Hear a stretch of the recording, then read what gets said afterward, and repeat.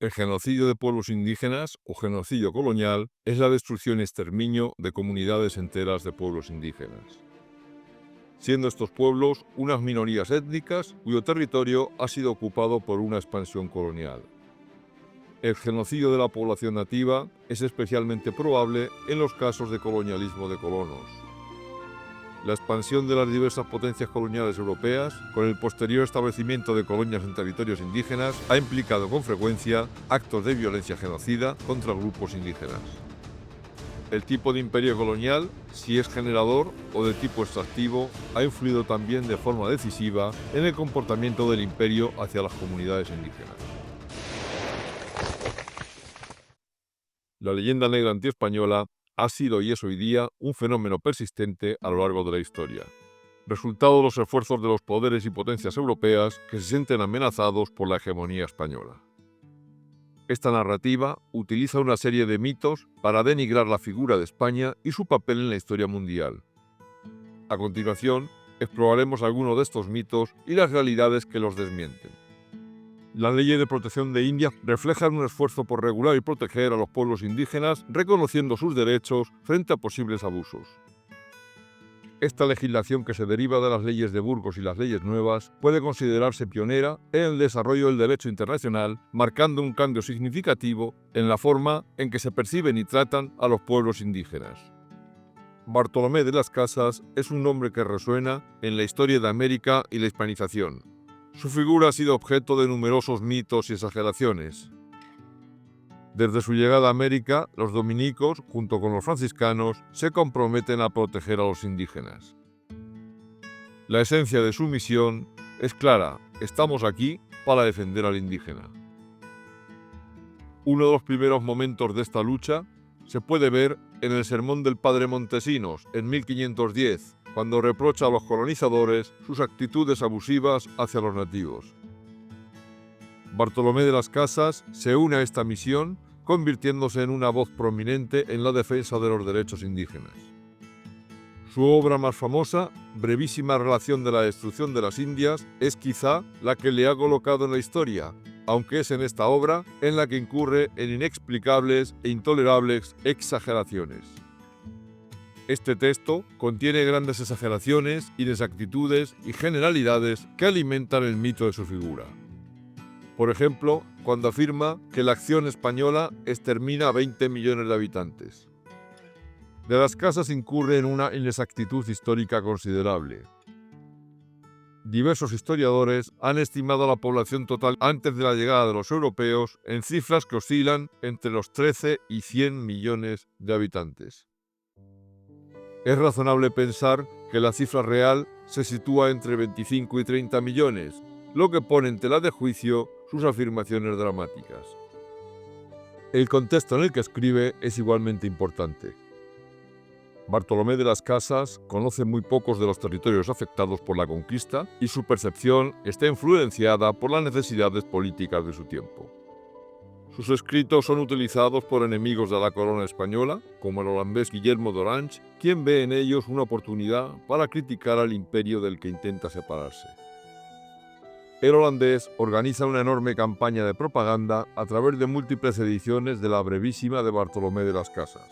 Utilizando inteligentemente la recién descubierta imprenta de Gutenberg, se imprimen más de 62 ediciones en pocos años en distintos idiomas. Esta circulación y popularidad del texto de Bartolomé de las Casas refleja cómo las narrativas pueden ser moldeadas y manipuladas a lo largo de la historia. En contraposición a este éxito desmesurado, una obra como el universal Don Quijote de Cervantes, que es emblemática en la literatura española y universal, tiene una difusión muy inferior en el mismo periodo de tiempo. Esto demuestra que, en efecto, la figura de Bartolomé de las Casas se consolida no solamente por sus ideas, sino también por el contexto político en el que vive, donde muchos desean ver a España desde un foco negativo. Bartolomé de las Casas es un personaje recordado en la historia de la colonización, pero es esencial analizar su legado con una mirada más crítica. Su obra ha sido un instrumento de propaganda, dejando un rastro de confusión y mito que sigue vigente en la actualidad. La leyenda negra ha perpetuado muchos mitos sobre la presencia española en América. siendo uno de los más comunes la idea del supuesto exterminio de las poblaciones indígenas. Sin embargo, esta narrativa simplista ignora complejidades históricas que requieren un análisis más profundo. Un caso emblemático que ilustra cómo se ha distorsionado la historia es el de California. Durante el periodo en el que estuvo bajo el dominio español, la población indígena de California no solo sobrevive, sino que crece. Al estar amparados por la corona española, los pueblos nativos están protegidos y en muchos casos reciben atención sanitaria y educativa en las misiones, como por ejemplo los barbarinos de la misión de Santa Bárbara. Sin embargo, durante la segunda mitad del siglo XIX, mucho después de que California dejara de ser parte del Imperio Español y después de la independencia mexicana, se produce un devastador declive de la población indígena. Este exterminio es facilitado por la llegada de colonos norteamericanos durante la llamada Fiebre del Oro, impulsados por figuras como el coronel Fremont y las políticas de la agencia india. De este modo, se produce una desaparición masiva de los pueblos nativos, un hecho que se ha confundido erróneamente con la acción directa de los españoles en siglos anteriores. La pregunta que surge es ¿cómo se puede afirmar que los españoles exterminaron a los indígenas sin un entendimiento cabal de la historia? Un simple viaje o una serie de programas de televisión no pueden sustituir una investigación cuidadosa y matizada. Hoy en día es evidente que la población de los virreinatos de España es un mosaico diverso, aproximadamente un 10% de la población blanca, un 20% de indígenas puros y un 70% de mestizos.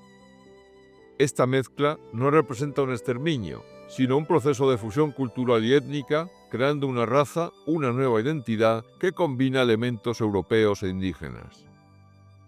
La comparación de estas cifras con las existentes en los Estados Unidos antes de la llegada de los migrantes hispanos desde el Centro y Suramérica son demoledoras.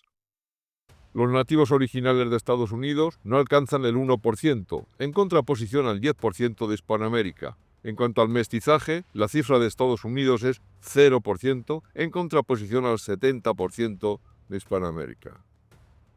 El caso de la princesa india Pocahontas fue el primer y último caso de mestizaje en los Estados Unidos anglosajones.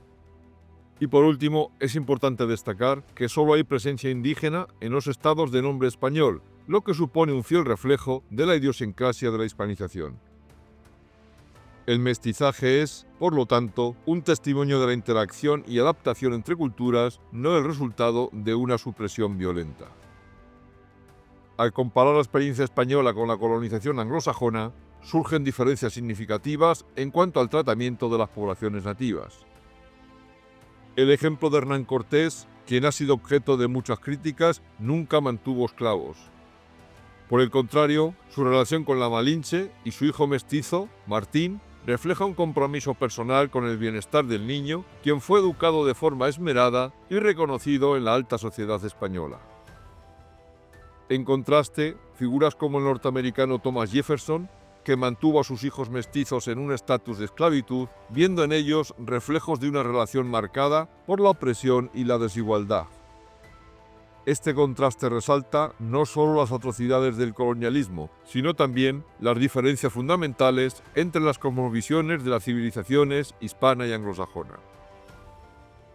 Mientras que en los virreinatos del Imperio Español, influenciado por la cultura católica, se promueven matrimonios mixtos y la integración, en las colonias anglosajonas a menudo se aferran a un modelo que relega a los nativos a la servidumbre, la subyugación y el exterminio. Como se puede comprobar en el este de los Estados Unidos, donde los indios llegan a desaparecer.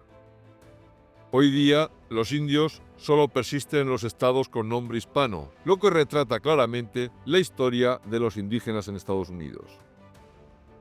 Isabel la Católica tuvo una visión adelantada a su tiempo al fomentar matrimonios entre españoles e indígenas, considerando a estos últimos como súbditos dignos de protección.